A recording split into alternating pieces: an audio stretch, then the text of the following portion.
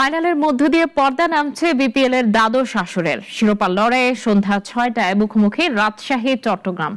মাঠের উত্তাপের আগে কথার যুদ্ধে নেমেছেন দুই দলের সমর্থকরা। তাদের জন্য বিশেষ চমক রেখেছে বিসিবি। এদিকে স্টেডিয়ামে এসে গেছে নতুন ট্রফি, যা প্রকাশ্যে আসছে আজই। কোন দল নেই ট্রফি নিজেদের ঘরে তুলবে সেটি দেখা যাবে মাঠের লড়াইয়ে। দেশের ক্রিকেট অঙ্গন উথাল পাথাল হাওয়ার মাঝেই বিপিএল এর দ্বাদশ আসরে এসে দাঁড়িয়েছে সমাপনী প্রান্তে। ফাইনাল খেলায় নতুন ট্রফি যাবে কার ঘরে, রাজশাহী ওয়ারিয়র্স নাকি চট্টগ্রাম রয়্যালস? তা নিয়ে এখন যার যার সমর্থকদের মাঝে চলছে কথার লড়াই, সামর্থ্যের দ্বন্দ্ব। চট্টগ্রামের মালিকপক্ষের অপারগতায় বিসিবি দলটির দায়িত্ব নেয়ার কারণে শুনতে হচ্ছে কমিটির টিমের অপবাদ। যদিও মাঠের খেলায় যোগ্যতার প্রমাণ দিয়ে বদনগরীর দলটি উঠেছে ফাইনালে।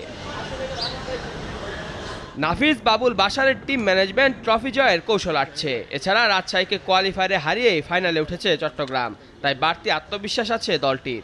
Rajshahi one of the best team আমার কাছে মনে হয়, বাট আমরাও রাজশাহী সম্পর্কে আমাদেরও বেশ 3টা ম্যাচ খেলা হয়ে গিয়েছে, আমাদের তাদের সম্পর্কে ভালো পড়াশোনা করা হয়েছে। বাট দেখা যাক কালকে যদি আমরা ভালোভাবে অ্যাপ্লাই করতে পারি হয়তোবা আমাদের ফেভারেও আসতে পারে। অপরদিকে প্রথম আসরেই ফাইনালে উঠেছে রাজশাহী। টুর্নামেন্টের শুরু থেকে দল গঠন ও পরিচালনায় দুর্দান্ত পরিকল্পনার ছাপ রেখে চলেছে তারা। প্রথম কোয়ালিফায়ারে হারলেও দ্বিতীয় প্লে অফে ঘুরে দাঁড়িয়ে ফাইনালে উঠেছে পদ্মাপাড়ের দল।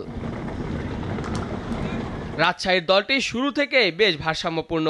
কেন উইলিয়ামসনের সংযুক্তি দলে ব্যাটিংয়ের ভার বাড়িয়েছে। সব মিলিয়ে ফাইনালে চমক দেখাতে মুখিয়ে শান্তর দল। কোনো দলকে আপনি ছোট করে দেখতে পারবেন না। আর চট্টগ্রাম যে দলটা যাদের সামনে ফাইনাল খেলবো, জাস্ট এক ম্যাচ আগে কিন্তু তাদের সামনে হেরেছি এবং 3বার ফেস করে 2বার হেরেছে। সো সেই দলটাকেও ছোট করার কোনো সুযোগ নেই। সো আমার মনে হয় যে টি-20 ক্রিকেটে বড় ছোট নেই, হট ফেভারিট হয়তো কাগজে কলমে অনেক সব বিচার করা যায়, বা টি-20 ক্রিকেটে নেবার ওই দিনটা ওই সময়টা কীভাবে আসে এবং সেটাকে কীভাবে গিয়ে ডিল করতে পারে। সঙ্গে একটা জিনিস আমি সবসময় বিলিভ করি, লাকের একটা ব্যাপার সবসময় চলে আসে। সেটা যদি আমাদের পরে থাকে আর আমরা আমাদের চেষ্টার সঙ্গে যদি মিলে যাই, উপরে একজন আসেন উনি তো সিদ্ধান্ত নেবেন যে আসলে কে ট্রফিটা ধরবে। ফাইনাল দেখতে আসা দর্শকদের জন্য এবার বিশেষ চমক রেখেছে বিসিবি। এছাড়া 32 লাখ টাকার হীরাখচিত নতুন ট্রফিটি প্রথমবার প্রকাশ্যে আসবে ম্যাচ শুরুর আগেই। মেহেদী হাসান মুন্না, নাগরিক।